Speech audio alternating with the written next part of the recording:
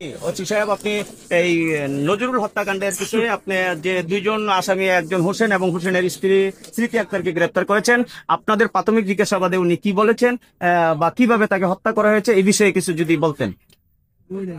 বিষয়টা গত 6 তারিখে বাবা হানিফ মিয়া থানায় তার ছেলে মিসিং হয়েছে, নিখোঁজ ডায়েরি করে। নিখোঁজ ডায়েরির প্রেক্ষিতে নিখোঁজ ডায়েরির সূত্র ধরে তার একটা মোবাইল, যে তাকে হত্যা করেছে তার একটা মোবাইল পাওয়া যায় ক্যান্টনমেন্ট থানা এলাকায়।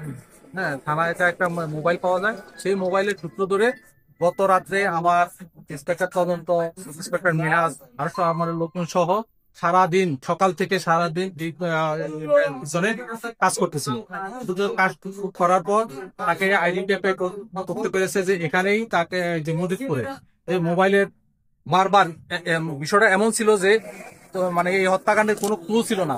এই মোবাইল দিয়ে একটা মোবাইল সিম ব্যবহার করা হয়েছিল, সেটা 1 সপ্তাহের জন্য নেওয়া হয়েছিল। সেটা হলো আননোন একজন, যে মোবাইল সিমটা 1 বছর আগে এক গরিপুরের এক মহিলার কাছ থেকে হারিয়ে গেছে ওই সিমের সূত্র ধরে ওই মহিলার কাছ থেকে জানা গেল যে সে তার যে সিমটা সেটা হারিয়ে গেছে।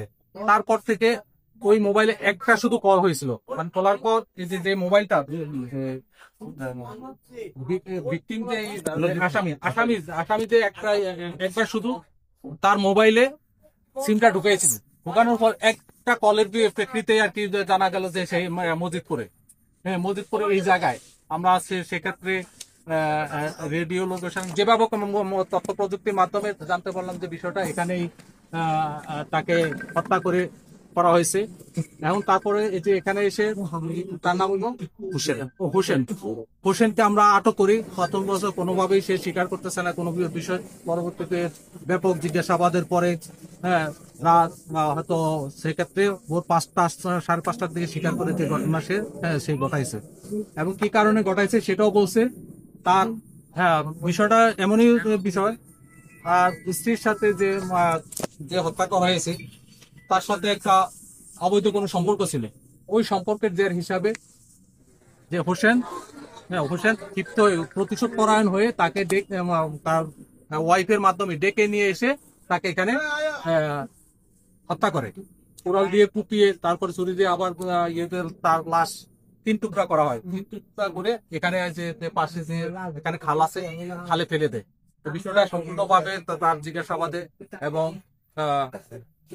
টোটাল বিষয়টা আমরা অবগত হই এবং এর প্রেক্ষিতে হোসেনের যে ওয়াইফ আমরা আটক করি। দুজনকে আলাদা আলাদা জিজ্ঞাসাবাদ করার পর টোটাল বিষয়টা আমরা মানে উদ্ধার করতে সক্ষম হই, বিস্তারিত জানতে সক্ষম হই।